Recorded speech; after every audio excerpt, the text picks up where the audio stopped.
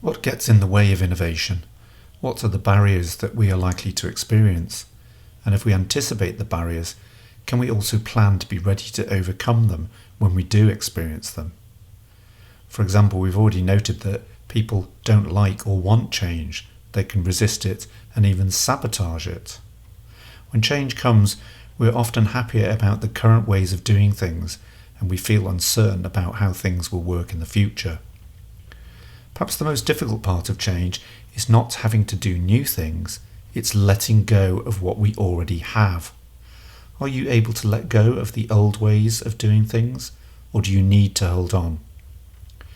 New employees in organisations have a different perspective, as they don't know about the history of an organisation. They're unaware of the way things used to be. Maybe this is why companies like to lay off existing staff and recruit new ones at a time of really significant change. A culture where everybody agrees or conforms will kill off creativity and innovation. Creativity thrives on a diversity of people and ideas. Difference is a creative tension. You don't want to surround yourself with people who share your views and agree with everything you say. Where is the challenge to your plans coming from? Who is offering you a critical appraisal? How well do you take criticism, and can you use it to fire up your creativity? There's more and more use of algorithms in automating decision making. Does that kill off the ability for creativity? Does this approach reinforce conformity? How flexible is artificial intelligence going to be? Will it be the opposite of innovation? There are positive benefits and downsides of information technologies. Automation and robotics create opportunities and challenges.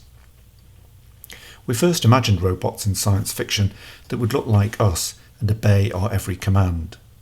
Now that we're getting closer to these imagined servants being brought into existence, we discover that the balance of power may be shifting. Instead of assisting us at work, they might be replacing us. Maybe they will be the ones telling us what we can and can't do. That future is already here. The reason we don't realise it is because the robots don't look like us. The human cashier at the supermarket is gone. Instead, you do exactly what you're told to when a machine says to you, "Unexpected item in the bagging area." It tells you what to do, and you obey.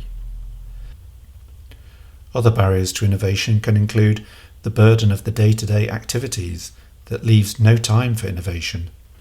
Doing new things comes to be seen as an unaffordable luxury. It also doesn't help if a lack of delegation and decision-making leads to passivity in workers. Innovation will not thrive with a lack of encouragement, empowerment, incentives, or rewards.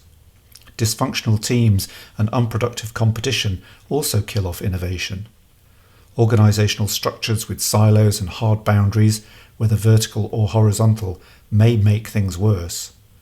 All this goes a long way to explaining why it's easier to talk about innovation than to actually make it happen. In order to make progress, it's wise to ask the question, what are the barriers to innovation?